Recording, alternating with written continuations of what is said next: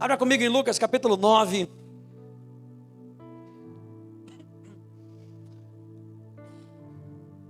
Que a gente está falando sobre uma vida de renúncia. Aquela vacina que você tem que tomar de vez em quando. Dá aquela doidinha. Mas é saúde para você. Diga, é saúde para mim. Amém. Lucas capítulo 9, no verso 23, tem sido o nosso texto. E diz assim: Jesus dizia a todos: se alguém quiser acompanhar-me, negue-se a si mesmo, tome diariamente a sua cruz e siga-me. Pois quem quiser salvar a sua vida, a perderá, mas quem perder a vida por minha causa, esse a salvará. Pois o que adianta o homem ganhar o mundo inteiro e perder-se ou destruir a si mesmo? Se alguém se envergonhar de mim e das minhas palavras, o Filho do Homem se envergonhará dele quando vier em sua glória e na glória do Pai e dos santos anjos. Garanto-lhe que alguns que aqui se acham de modo nenhum experimentarão a morte antes de verem o reino de Deus. E a gente tem falado sobre essa mensagem que é tão contracultural nos dias de hoje. A mensagem do reino. A mensagem do que ele cresça e que eu diminua. Nós falamos no último domingo sobre a morte do eu, a morte da minha vontade, a morte da minha carne, para que ele seja visto. E eu quero ver com você hoje, com base nisso que nós estamos falando, nós vamos falar sobre a cruz de Cristo. O tema da minha mensagem: eu amo a mensagem da cruz. E eu quero ver com você o que o apóstolo Paulo nos ensina sobre isso. Abra lá comigo em 1 Coríntios capítulo 2. 1 Coríntios, no capítulo 2.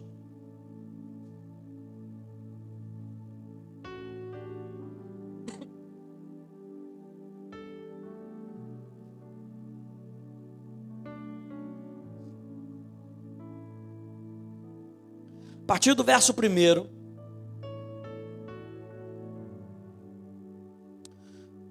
Diz assim: irmãos, quando eu estive com vocês, anunciando-lhes o mistério de Deus, não o fiz com ostentação de linguagem ou de sabedoria, porque decidi, diga, decidi.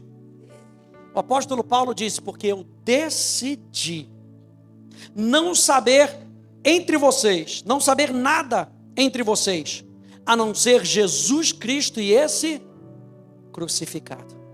E foi em fraqueza, temor e grande tremor que eu estive entre vocês. A minha palavra e a minha pregação não consistiram em linguagem persuasiva de sabedoria, mas em demonstração do Espírito e de poder, para que a fé que vocês têm não se apoiassem em sabedoria humana, mas no poder de Deus. Ele associa pregar Cristo crucificado com a demonstração do Espírito e de poder. Paulo entendia que falar sobre a cruz de Cristo era abrir caminho para a manifestação do Espírito Santo e do poder de Deus.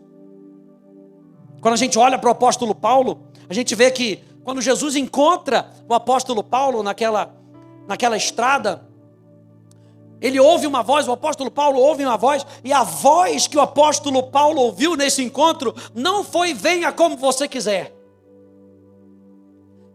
A mensagem que o apóstolo Paulo ouviu naquela estrada foi: Saulo, Saulo, por que você me persegue?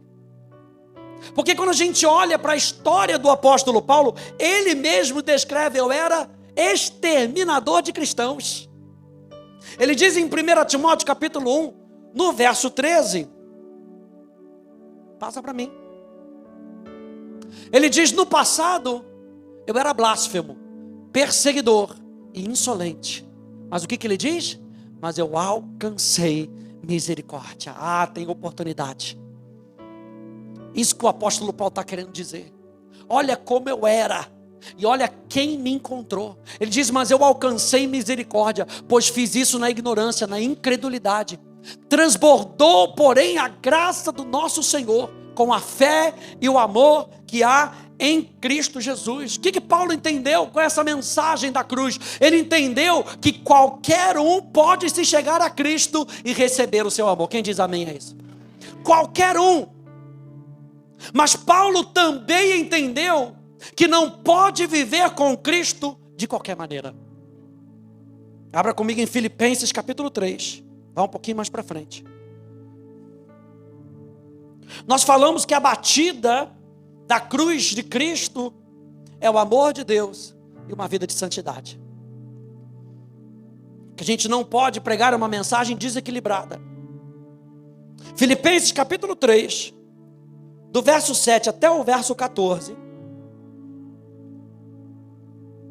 Paulo, depois de ter encontrado Cristo, depois de ter encontrado o seu Senhor, o amor da sua vida, ele diz: mas o que para mim era lucro, isso eu considerei perda ou lixo por causa de Cristo. Na verdade, considero tudo como perda, por causa da sublimidade do conhecimento de Cristo Jesus, o meu Senhor. Por causa dele, perdi todas as coisas e as considero como lixo para quê? Para ganhar a Cristo e ser achado nele, não tendo justiça própria. Olha a morte do eu. Não tendo justiça própria que procede de lei, mas aquela que é mediante a fé em Cristo, a justiça que procede de Deus, baseada na fé. O que eu quero é conhecer a Cristo e o poder da sua ressurreição, tomar parte nos seus sofrimentos e me tornar como ele na sua morte, para de algum modo alcançar a ressurreição dentre os mortos. Não que eu já tenha recebido isso, ou já tenha obtido a perfeição, mas eu prossigo para conquistar aquilo para o que também foi conquistado por Cristo Jesus. Irmãos, quanto a mim, não julgo havê-lo alcançado, mas uma coisa eu faço, esquecendo-me das coisas que ficam para trás e avançando para as que estão diante de mim, eu prossigo para o alvo, para o prêmio da soberana vocação de Deus em Cristo Jesus. Ele está falando: tudo que eu quero é Cristo. Todo o resto não se compara, não chega aos pés do que Cristo tem para mim. Todo o resto não satisfaz o meu coração. Gente, nós precisamos olhar para Cristo e ver que Ele é o amor da nossa vida, Ele é a paixão da nossa vida, Ele é o Senhor que cuida de nós. Ele tem um plano, claro que Ele tem um futuro, claro que Ele tem um destino para mim e para você, mas para que a gente possa abraçar esse destino, essa é a temática dessa nossa série, eu preciso desabraçar outras coisas, para que Cristo seja suficiente na minha vida. Paulo entendeu que com Jesus era tudo ou nada. Olha só o que Jesus diz em Lucas capítulo 14, volta lá. Lucas capítulo 14.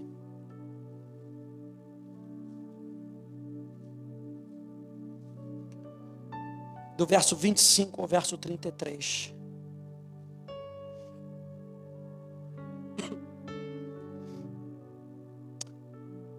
Grandes multidões acompanhavam Jesus, e ele voltando-se lhes disse: se alguém vem a mim e não me ama mais do que ama o seu pai, ou a sua mãe, a sua mulher, os seus filhos, os seus irmãos e as suas irmãs, e até a sua própria vida, não pode ser meu discípulo.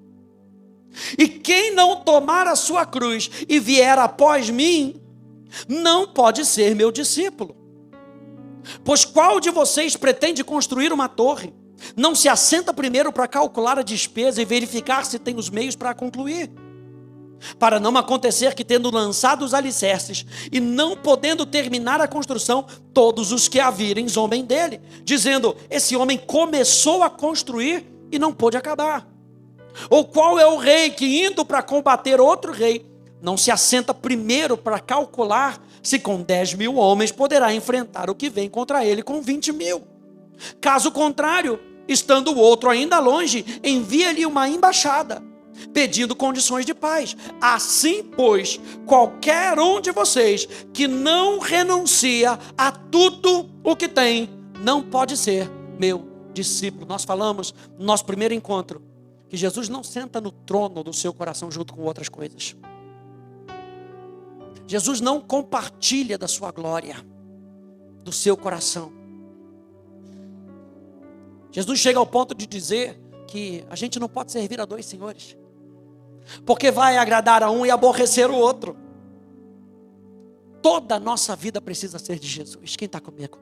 Toda a nossa vida precisa ser de Jesus. Paulo, ele estava dizendo que em todo o seu ensino, em toda a sua pregação, em toda a sua atividade missionária, o ponto central de importância era a cruz. Paulo era um homem que tinha o equivalente, preste atenção, a 2 doutorados em teologia quando tinha 21 anos de idade. Um homem que escreveu com grande conhecimento sobre todo o âmbito da teologia. No entanto, ele disse que o ponto de foco da sua vida, do seu ensino, da sua pregação e do seu ministério era simplesmente Jesus Cristo e esse crucificado. Eu amo a mensagem da cruz. Paulo entendia que as batidas da cruz eram ser amado por Deus e viver em santidade. Diga comigo, ser amado por Deus e viver em santidade. Diga mais uma vez, ser amado por Deus e viver em santidade. Paulo tinha entendido que a cruz estabelece a gravidade do pecado e revela a absoluta maravilha e necessidade da graça. A cruz revela que o pecado precisa de justiça, mas a cruz também revela a maravilhosa graça do nosso Deus. A cruz, gente, era um instrumento de morte, era um instrumento de vergonha, era um instrumento de sofrimento. Eu não coloquei aqui não, mas eu peguei essa citação que eu gostei de Oswald Chambers, que ele diz assim: todo o céu está interessado na cruz de Cristo. Todo o inferno tem um medo terrível dela, enquanto os homens são os únicos seres que mais ou menos ignoram o seu significado. E que usam um crucifixo só por usar um crucifixo e não entendem o seu significado.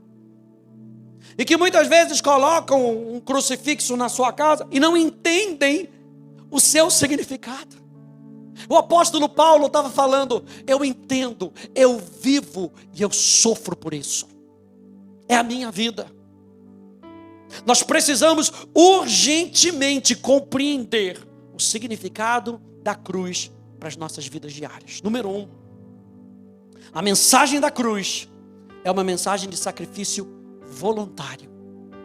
Olha só o que Jesus diz em João 10.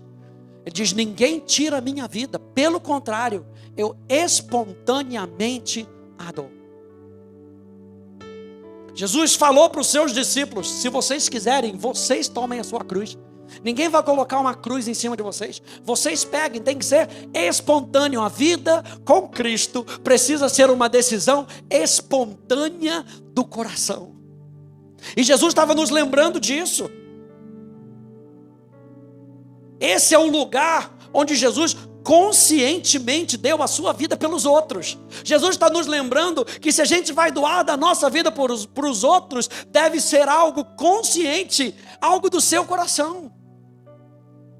Ninguém vai te obrigar a você falar de Jesus para as outras pessoas. Ninguém vai te obrigar a você perdoar. Ninguém vai te obrigar a você decidir amar. Não é por obrigação, é por amor. Nós falamos na semana passada, é por amar Ele primeiro, é por amar Ele completamente, é por olhar para Ele e falar: mais importa viver para Cristo do que viver para mim mesmo. Minha pergunta de novo: onde é que está a sua paixão? Será que nós temos sido objeto da nossa paixão? Ou será que Ele tem sido objeto da nossa paixão? Se estamos seguindo Cristo apaixonadamente, as nossas vidas refletirão o sacrifício que Ele fez em nosso favor. Toda a nossa vida precisa refletir Cristo. Quem está comigo? Está acordado ainda?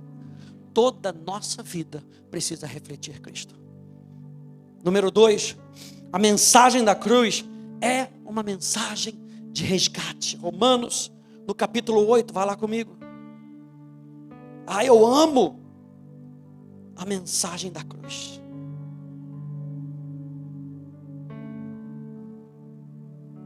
Até o fim, eu a vou proclamar. Como diz a canção: levarei eu também a minha cruz, até por uma coroa trocar. Ninguém tem direito a uma coroa no céu, se não levar sua própria cruz na terra. Ninguém tem direito a uma coroa no céu, se a gente não carregar a nossa cruz na terra.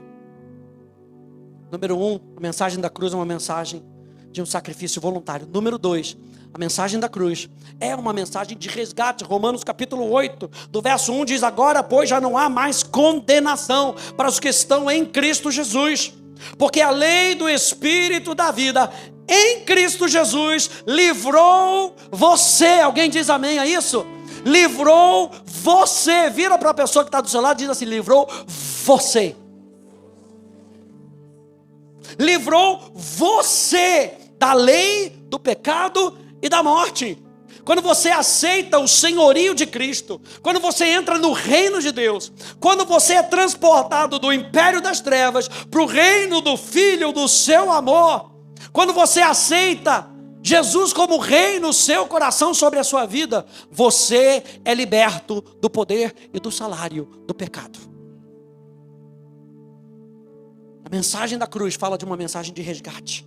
O pecado não tem mais domínio sobre você. Eu e você fomos resgatados das garras do pecado.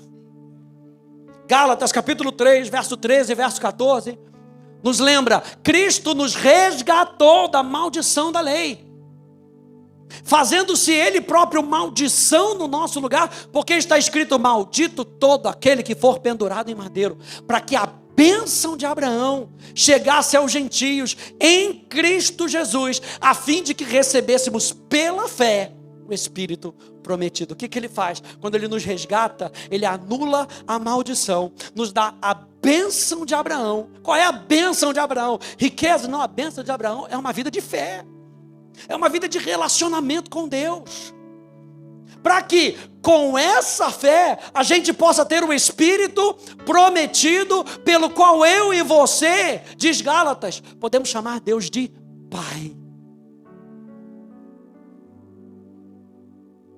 Número 3, a mensagem da cruz é uma mensagem de reconciliação. Romanos capítulo 5,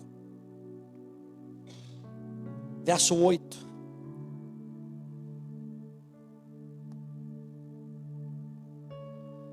Diz: mas Deus prova o seu próprio amor para conosco pelo fato, não pela história, não pela filosofia, pelo fato. O apóstolo Paulo considera o amor de Cristo um fato. Como? Pelo fato de Cristo ter morrido por nós quando ainda éramos pecadores. Logo, muito mais agora, sendo justificados pelo seu sangue. E justificados pelo seu sangue, ele está falando que já não tem mais condenação sobre a sua vida. A condenação que tinha sobre a sua vida, que você levava por causa da sua antiga natureza pecadora, Ele declarou você justo, perdoado. Ele diz: logo, muito mais agora, sendo justificados pelo seu sangue, seremos por Ele salvos da ira. Porque se nós, quando inimigos, fomos reconciliados com Deus mediante a morte do seu Filho, muito mais, estando já reconciliados, seremos salvos pela sua vida. Aleluia. Meu Deus. E não apenas isso, mas também nos gloriamos em Deus por meio do nosso Senhor Jesus Cristo, mediante o qual recebemos agora a reconciliação. Gente, Cristo nos reconciliou com o Pai, para que nós possamos viver uns com os outros na luz. Você não consegue carregar a cruz de Cristo. Jesus não fala para você carregar a cruz de Cristo. Jesus fala para você carregar a sua cruz. E ele pega o simbolismo da sua cruz e aponta para a cruz de Cristo. Na cruz de Cristo, ninguém poderia estar. Na cruz de Cristo, o nosso sacrifício não seria aceito. Porque não seria um sacrifício perfeito. Ele está falando agora, pegue a sua cruz e me imite. Pega a sua cruz. E eu falei para você que a cruz é símbolo de morte, símbolo de vergonha, símbolo de sofrimento. Ele fala, venha viver comigo. Venha viver comigo. Porque eu vou fazer vocês com agentes de reconciliação para outras pessoas. A cruz fala de um sacrifício espontâneo. A cruz fala de resgate. Nós temos uma mensagem de resgate. Nós temos uma mensagem de vida. O Lu estava falando aqui. Gente, nós temos uma mensagem de esperança para as outras pessoas. Cristo nos resgatou do poder das trevas. Cristo nos resgatou da vida de pecado. Para quê? Para que a gente não se entregue mais ao pecado. Ei, o meu coração tem um novo dono. Quem é que está comigo? O meu coração tem um novo dono. Antes o dono do meu coração era o pecado. E o pecado reinava através da carne, através do ego. Quando eu disse sim para Jesus, mudou o dono do meu coração. O dono do meu coração é Jesus. Por isso eu fui agora reconciliado com Deus, para ter uma mensagem de reconciliação com outras pessoas. 1 João vai nos lembrar a mensagem que dele ouvimos e que anunciamos a vocês é essa. Deus é luz e não há nele treva nenhuma. Se dissermos que mantemos comunhão com ele e andarmos nas trevas, ele está falando de andar, gente, no pecado, numa vida que outrora a gente era dominado por ela.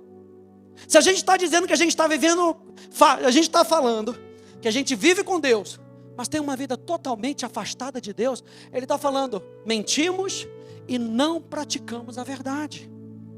Mas se andarmos na luz, como Ele está na luz, mantemos comunhão uns com os outros, e o sangue de Jesus, o seu Filho, nos purifica de todo pecado. A gente precisa, gente, como discípulos de Cristo, entender o símbolo da cruz. É um símbolo importante em uma geração com o eu em alta. Olha, 2 Timóteo já deixa isso para a gente. Mas você precisa saber disso, falando para Timóteo. Nos últimos dias, sobrevirão tempos difíceis. Sabe quando duas pessoas brigam e as duas acham que têm razão? Como é que vem resultado nisso? Como é que vem solução? Não tem solução. Paulo está dizendo, esse problema é muito difícil. Ele está falando, nos últimos dias sobrevirão tempos muito difíceis. Por quê? Pois os seres humanos serão egoístas. E o egoísta fala, eu primeiro. Minha ideia primeiro. O que eu acho primeiro. O que é bom para mim primeiro. O pastor Brian Guerin, ele fala o seguinte, que morrer para si mesmo, pelos padrões de Jesus, é uma conquista muito maior do que se tornar alguém em o nome do Senhor, ou fazer algo grandioso, ou realizar isso ou aquilo. O que ele está falando? Você pode ter um nome, você faz curas, prodígios, maravilhas, no nome do Senhor, mas isso não chega aos pés de alguém que morre para si mesmo, no que diz tocante ao reino de Deus. Ele diz, pessoas mortas são os que se destacam no céu. Como você vence a corrida aqui, pelos padrões do céu? Morrendo para você mesmo. São os vasos mortos pelo qual o Senhor brilha. Onde a morte é anulada, a glória de Cristo está ausente. Onde a morte é retirada, a natureza de Cristo está em falta. Onde a morte não está presente, o reino de Cristo é anulado. A morte é a chave para o poder e a vida em Cristo.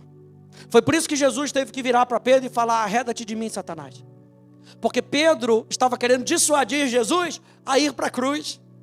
E Jesus sabia, é necessário passar por isso. É necessário sofrer essas coisas. Ou seja, cristão que não morre, não consegue ver a vida. cristão com o ego em alta, cristão com a carne em alta, não consegue experimentar tudo aquilo que Deus tem. Esse é o cerne da nossa mensagem, gente.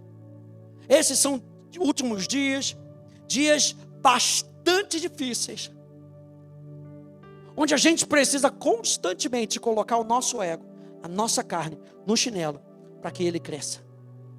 Constantemente, gente. Constantemente. E número 4. A mensagem da cruz. E agora vem o ponto. A mensagem da cruz. Apesar de ser um sacrifício que você faz espontaneamente, ser uma mensagem de resgate, ser uma mensagem de reconciliação, a mensagem da cruz nos lembra que Jesus nos chamou para sofrer com Ele. Ai, pastor, estava indo tão bem. A cruz é um lugar de morte, de vergonha e de sofrimento. Minha pergunta para você: está pronto para sofrer vergonha por causa de Jesus? Está pronto para morrer por causa de Jesus? Está pronto para ser perseguido por causa de Jesus? A mensagem da cruz é uma mensagem de sofrimento. 2 Coríntios 1:5, deixa eu te mostrar alguns versículos. Porque assim como transbordam sobre nós os sofrimentos de Cristo, assim também por meio de Cristo transborda o nosso consolo. O que Paulo está dizendo? Você vai sofrer por Cristo, mas você não está sozinho. Junto do sofrimento de Cristo, Ele traz o consolo. Ele diz ainda, lembra do Salmo 23? Ainda que eu ande pelo vale da sombra da morte, Tu estás comigo. Ele nunca vai nos deixar. Ele diz essa promessa, a gente vai falar isso mais para frente. Nós temos promessas pelo qual nós podemos nos agarrar, para que enquanto nós estivermos sofrendo por causa de Cristo, a gente venha não perecer, a gente venha não desistir. Ele não quer com que você desista, mas é necessário sofrer com Cristo. 2 Coríntios capítulo 4, verso 8 ao verso 11, diz: em tudo somos atribulados, porém não angustiados. Ficamos perplexos, porém não desanimados. Somos perseguidos, porém não abandonados. Somos derrubados, porém não destruídos. Levamos sempre no corpo o morrer de Jesus, para que também a vida dele se manifeste no nosso corpo. Porque nós que vivemos, somos sempre entregues à morte por causa de Jesus, para que também a vida de Jesus se manifeste em nossa carne mortal. Você está vendo o contraste entre sofrimento e consolo, entre vida e morte. Filipenses capítulo 1, no verso 27, nos lembra, acima de tudo, vivam de modo digno do Evangelho de Cristo, para que, ou indo até aí para vê-los, ou estando ausente, eu ouço a respeito de vocês, que estão firmes em um só Espírito, com uma só alma, lutando juntos pela fé do Evangelho, e que em nada se sentem intimidados pelos adversários, pois o que para eles é prova evidente da perdição, para vocês é sinal de salvação, e isso da parte de Deus, porque vocês, aleluia, porque vocês receberam a graça. O que ele está falando aí? O privilégio. Nós vamos falar sobre isso mais para frente. A loucura de nós considerarmos sofrer por Cristo um privilégio. Aliás, lição de casa. Posso dar lição de casa? Eu acho que eu vou conseguir ler ali. Vai ler Hebreus 11. E ver aqueles homens lá no finalzinho de Hebreus 11 se considerando dignos de viver para Cristo, querendo morrer por Cristo. E a gente quer viver hoje uma vida confortável, e Jesus não só nos garante uma vida boa, mas nessa vida boa, Ele está falando, você vai ter sofrimentos, e eu vou explicar que tipo de sofrimento é esse. Estou só na introdução, olha, meu Deus, é vigília, não, brincadeira. Mas olha só que interessante que Paulo diz, porque vocês receberam a graça de sofrer por Cristo, e não somente de crer nele, pois vocês têm o mesmo combate que viram em mim, e que agora estão ouvindo, que continuam a ter. 1 Pedro capítulo 3, Pedro corrobora dizendo: ora, quem há de maltratá-los, se vocês forem zelosos na prática do bem? Mas mesmo que venham a sofrer por causa da justiça, vocês são bem-aventurados. Não tenham medo das ameaças, nem fiquem angustiados. Pelo contrário, santifiquem a Cristo como Senhor no seu coração, estando sempre preparados para responder a todo aquele que pedir razão da esperança que vocês têm. Mas façam isso com mansidão e temor, com boa consciência, de modo que naquilo em que falam mal de vocês, fiquem envergonhados esses que difamam a boa conduta que vocês têm em Cristo. Porque se for da vontade de Deus, é melhor que vocês sofram por praticarem o bem do que praticando o mal. Então aqui Pedro diz que tem dois tipos de sofrimento: o sofrimento de quem pratica o mal e o sofrimento de quem pratica o bem. Pastor Hélio sempre fala para a gente sobre os sofrimentos desnecessários. Quais são os sofrimentos desnecessários? Aquele que muitas vezes a gente causa. Esses sofrimentos são desnecessários. Um outro sofrimento desnecessário que nós vemos na palavra de Deus se chama enfermidade. Pastor, eu tenho que passar por essa enfermidade para que eu aprenda. A Bíblia diz que Ele já levou sobre você cada uma das suas enfermidades. Deus não vai ficar usando a enfermidade para que você aprenda a lição. É só pegar o texto, é só acreditar na Bíblia. Isaías capítulo 53, 1 Pedro capítulo 2, Ele já levou. Se Ele já levou sobre Jesus, Jesus foi castigado na cruz no nosso lugar. Então Ele não precisa me castigar para que eu aprenda com a enfermidade. Por quê? Porque Jesus já foi castigado na cruz do Calvário. Deixa eu falar uma coisa para você: enfermidade não é sua amiga. Enfermidade é sua inimiga no processo. Sabe por quê? Porque quem coloca a enfermidade é só ler Jó. Quando você lê Jó, você vê que quem coloca a enfermidade não é Deus, é Satanás. Satanás, o nosso inimigo, usa as enfermidades para nos parar.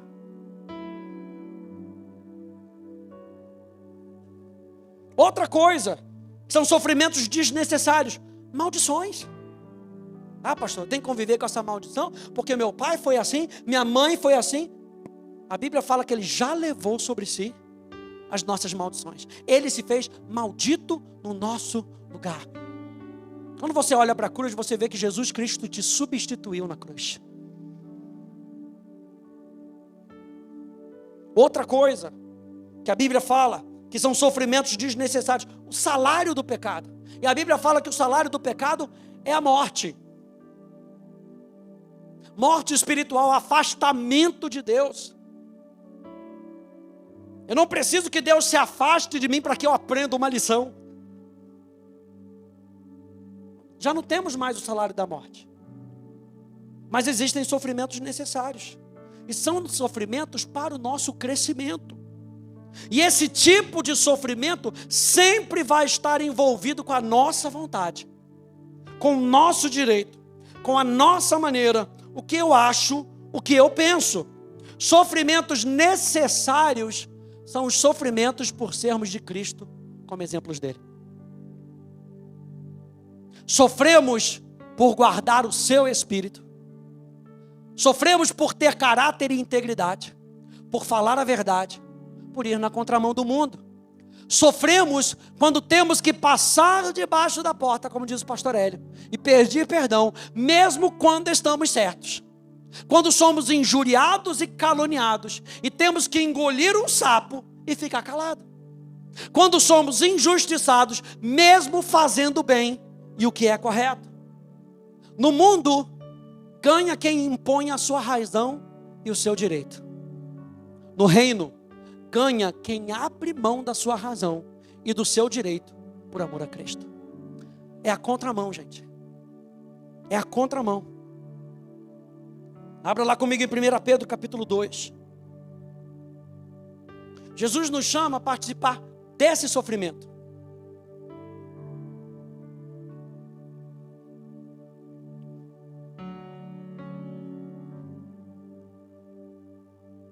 1 Pedro capítulo 2, do verso 18 ao verso 25,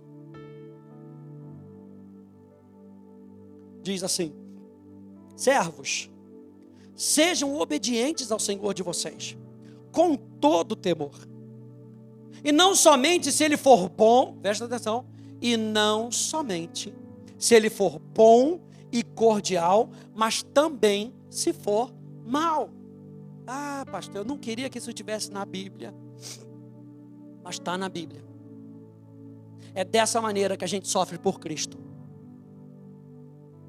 Ele diz: porque isso é agradável a Deus, que alguém suporte tristezas, sofrendo injustamente, por motivo da sua consciência para com Deus. Pois que glória há se pecando e sendo castigados por isso, vocês o suportam com paciência. Se entretanto, quando praticam o bem, vocês são igualmente afligidos e o suportam com paciência, isso é agradável a Deus. Porque para isso mesmo vocês foram chamados. Pois também Cristo sofreu no lugar de vocês, deixando exemplo para que vocês sigam os seus passos. Ele não cometeu pecado, nem foi encontrado engano em sua boca. Pois ele, quando insultado, não revidava com insultos. Quando maltratado, não fazia ameaças. Nem se entregava àquele que julga, mas se entregava àquele que julga retamente. Carregando ele mesmo em seu corpo sobre o madeiro os nossos pecados, para que nós, mortos para os pecados, vivamos para a justiça. Pelas feridas dele, vocês foram sarados. Porque vocês estavam desgarrados como ovelhas. Agora, porém, se converteram ao pastor e bispo da alma de vocês. O que ele está falando? Quando ele está falando de desgarrados, ele está falando de uma vida obstinada que busca o seu próprio caminho. Vocês eram ovelhas desgarradas, vocês eram ovelhas cuja vida buscava o seu próprio caminho. Mas ele fala: agora vocês foram convertidos. E quando ele usa essa expressão, ele está falando de uma vida onde nós fomos convertidos para uma vida entregue ao pastoreio e supervisão de Jesus Cristo. Ah, gente, não tem melhor coisa do que a gente entender o sofrer por Cristo. O sofrer por Cristo nos leva a brilhar a glória dele. Filipenses 2.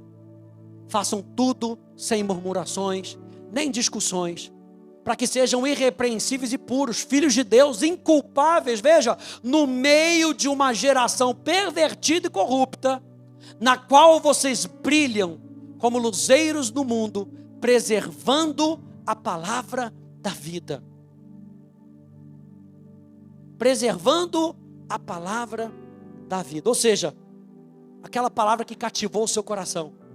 Preservem elas com a sua atitude. Preservem essa palavra que vocês receberam, que é uma palavra de resgate, que é uma palavra de reconciliação, que é uma palavra de vida, mas também que é uma palavra de sofrimento. Preservem ela no seu coração, para que outras pessoas possam ser alcançadas. O sofrer por Cristo agora nos leva a compartilhar da sua glória depois. Romanos capítulo 8, verso 17 e 18, na New Living Translation diz: mas se quisermos compartilhar a sua glória, também devemos compartilhar o seu sofrimento. No entanto, o que sofremos agora não é nada comparado à glória que ele nos revelará mais tarde. Ele está falando: aguenta esse sofrimento por você fazer o bem, aguenta esse sofrimento por ser crente, aguenta esse sofrimento por fazer o que é justo, o que é correto, porque no porvir, na glória, você vai ter algo muito melhor. 2 Coríntios 4, 16 a 18, por isso não desanimamos. O apóstolo Paulo está falando justamente isso. É por isso que a gente não desanima. Pastor, estou passando pela prova, estou sofrendo, estou sendo esmagado. Aí ele fala assim: continua olhando para Jesus. Por isso a gente não desanima. Pelo contrário, mesmo que o nosso ser exterior se desgaste, o nosso ser interior se renova dia a dia. A gente vai falar sobre isso semana que vem. É necessário, gente, tem algumas coisas que a gente precisa, para que a gente possa carregar a nossa cruz, sem perder a esperança. A gente precisa, número 1, palavra da semana que vem, renovar a nossa mente todo dia. Sabe por quê? Porque ele fala assim, você tem que carregar a sua cruz diariamente. Como é que eu vou carregar a minha cruz diariamente, sem renovar a minha mentalidade diariamente? Se eu não renovo a minha mentalidade diariamente, eu vou carregar a cruz olhando para o mundo. E quando eu olho para o mundo, eu olho para o escárnio do mundo. E aí eu presto atenção naquilo que o mundo está falando. E aquilo que o mundo fala, começa a crescer no meu coração. Então eu carrego a minha cruz, renovando a minha mente. Número 2, eu preciso ter promessas no meu coração. Quando você olha para Apocalipse, e você olha para o Apocalipse, e você começa a entender que o livro de Apocalipse é um livro que foi escrito para um povo que estava passando sofrimento. E lá o que a gente vê no Apocalipse? Esperança, promessa. Ao que vencer, continua. Ao que vencer, eu estou com vocês. Ao que vencer, não desiste. Mas era um povo que estava passando por sofrimento. Era um povo que estava sendo perseguido. Muitas vezes a gente tem que fazer, eu estava falando isso com o pessoal do 2º ano, quando a gente vê Romanos capítulo 13. Pastor, Romanos capítulo 13. Fala para a gente se submeter às autoridades, para orar pelos líderes. É isso mesmo, tem que orar pelo nosso presidente. Tem que orar. Pastor, eu não vou querer. Você não está sofrendo nem o que Paulo sofreu para escrever Romanos capítulo 13. Eu falei, pessoal, sabe quem é o líder, ou César, ou o governante que ele está falando para aquele povo orar? Nero. Você já teve sua cabeça literalmente sendo pedida? Sabe o que Nero fez? Cortou a cabeça dos cristãos, botou num poste, tacou fogo para que todo mundo passasse. Ele botou fogo em Roma e acusou os cristãos. Você não vive 1/3 disso. E Paulo diz, ore pelos seus líderes. Pastor, não estou querendo. Então você não é crente não. Porque crente sofre, tem que orar pelos seus inimigos. Sabe por quê? Isso nos coloca numa posição de sofrer com Cristo, que morreu ainda quando você e eu éramos perseguidos. A gente perseguia Ele, que sofreu por mim e por você quando a gente era pecador. Cristo fez isso. Isso é sofrer por Cristo. Quer viver vida boa? Só na moleza? Como diz o pastor, sentando no pudim? Procura outra religião. Cristo nos garante, nesse mundo vocês passarão por tribulação. Mas como é que a gente passa? Olhando para a promessa, fazendo o que é reto, fazendo o que é justo, fazendo o que Cristo faria. Nesse mundo onde está todo mundo se degladiando, o cristão não pode fazer isso, gente. Nós temos uma nova vida, nós precisamos ter uma nova mente, nós precisamos ter novas atitudes.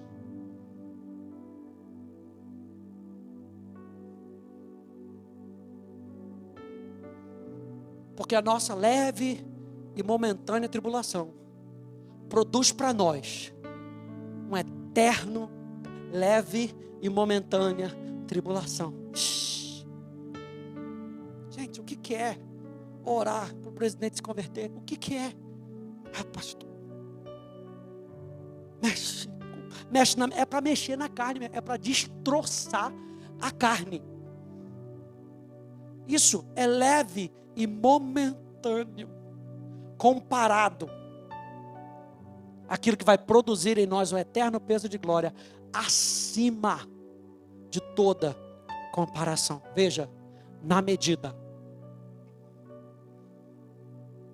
A gente não sai de leve e momentânea a saber do peso da glória que não tem comparação, se na medida em que não olharmos, na medida em que não olharmos para as coisas que se veem, mas para as que não se veem. Ou seja, como é que a gente vai avaliar que é leve e momentâneo? Quando eu olho para aquilo que é eterno. Como é que eu vou avaliar aquilo que é leve e momentâneo, quando eu olho para aquilo que eu vou ganhar lá na frente. Foi isso que Jesus fez. Jesus olhou lá para frente. Quando ele estava na cruz e suportou a cruz por mim e por você, ele estava olhando lá na frente, homens e mulheres se tornando filhos de Deus. Ele falou: eu aguento, eu suporto, por causa de mim e de você.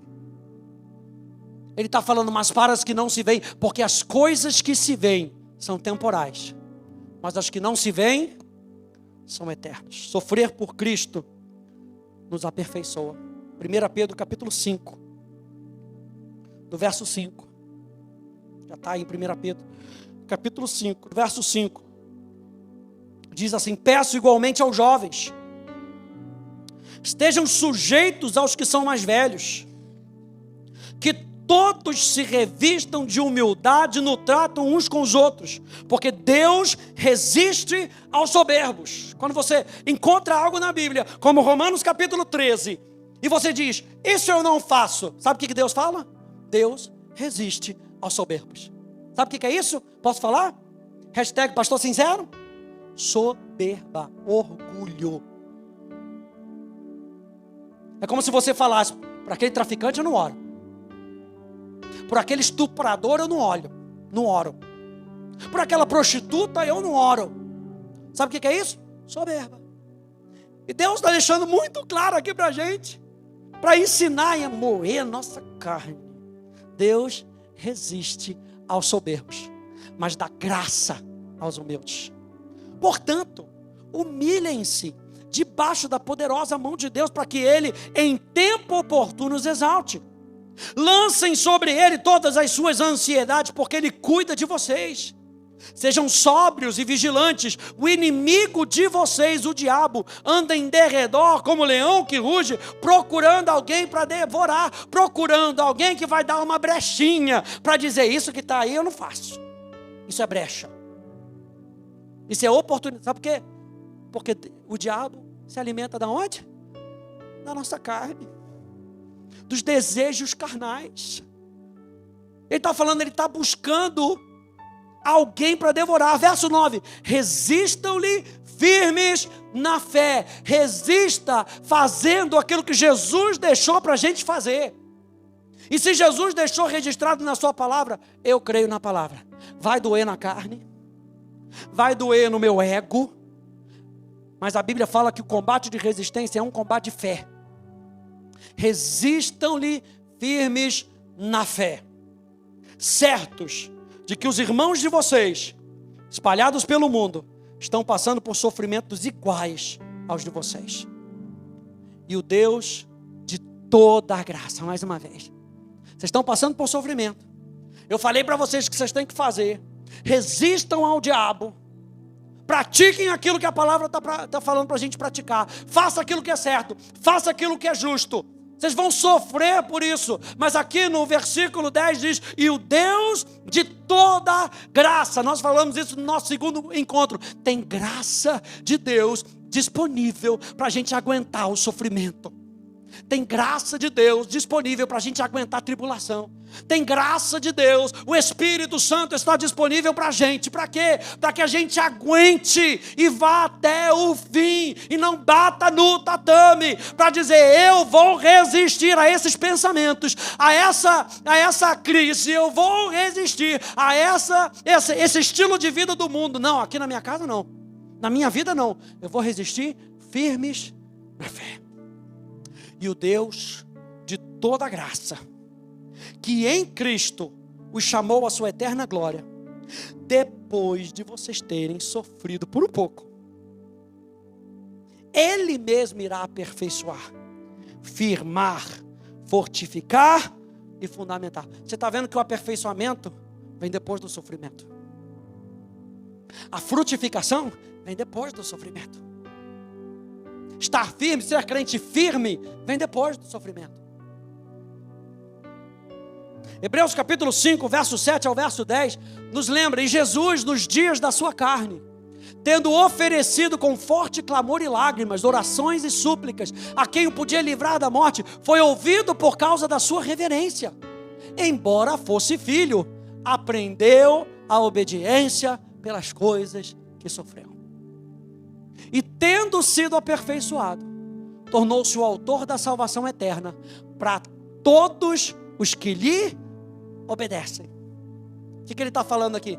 Quem obedece como Cristo obedeceu, vai sofrer como Cristo sofreu. Essa é a comparação. E por causa disso, Deus o nomeou sumo sacerdote, segundo a ordem de Melquisedeque. Pastor Hélio tem uma frase que ele diz: a maneira de Deus trabalhar a sua vontade em nós é através do aperfeiçoamento das nossas vidas. E isso, muitas vezes, nos faz sofrer. Eu quero terminar com 2 textos. Quero que você abra primeiro em Hebreus. Falei para você ler Hebreus capítulo 11. Mas eu quero deixar isso registrado aqui. Eu quero que você marque, quando você for meditar em Hebreus capítulo 11, medita nessas palavras.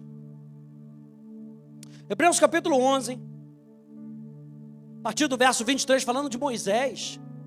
Falou: pela fé, Moisés, depois de nascer, foi escondido por seus pais durante 3 meses, porque viram que era um menino bonito e não temeram o decreto do rei.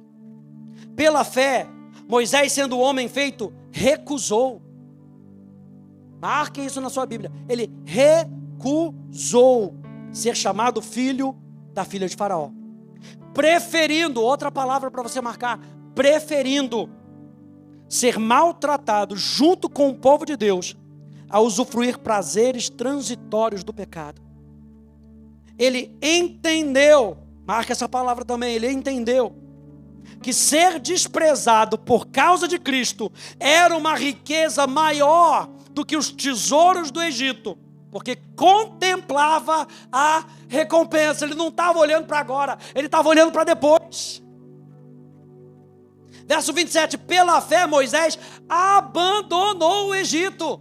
Outra palavra para você marcar, ele abandonou, não ficando amedrontado com a ira do rei, pois permaneceu firme como quem vê aquele que é invisível. Gente, se você conseguir ver aquilo que está proposto por Deus, você abandona.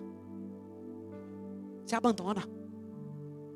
Quando a gente olha para frente, a gente vê, tem coisas muito melhores com Jesus. Não preciso disso, vou abrir mão disso. Ele, segundo a sua riqueza em glória, há de suprir cada uma das minhas necessidades. Cada uma. Eu prefiro abrir mão disso. Ele abandonou o Egito. Sabe o que era o Egito? Símbolo de riqueza, poder da época. Ele abandonou os poderes daquela época, as riquezas daquela época, e preferiu a Jesus. Verso 28, pela fé, ele celebrou a Páscoa. Outro verso, outra palavra para você marcar, ele celebrou. Ele não ficou, poxa, tive que abandonar, poxa, e agora? Quem vai cuidar de mim? Poxa, e agora? Como é que vai ser minha vida? Verso 28 diz que ele celebrou a Páscoa. Porque ele estava vendo algo pela fé, ele tinha capacidade de celebrar antes daquilo acontecer. Celebrou a Páscoa e o derramamento do sangue, para que o exterminador não tocasse nos primogênitos dos israelitas. Quero só lembrar você que quando a gente sofre por Cristo, um dos objetivos é a gente exercitar a nossa fé. Muitas vezes ele coloca situações na nossa vida, opções, aquela bifurcação, para que a gente escolha ele. Deuteronômio, capítulo 8, vou terminar com essa. Deuteronômio, foi o que me veio durante o louvor ali. Deuteronômio, capítulo 8.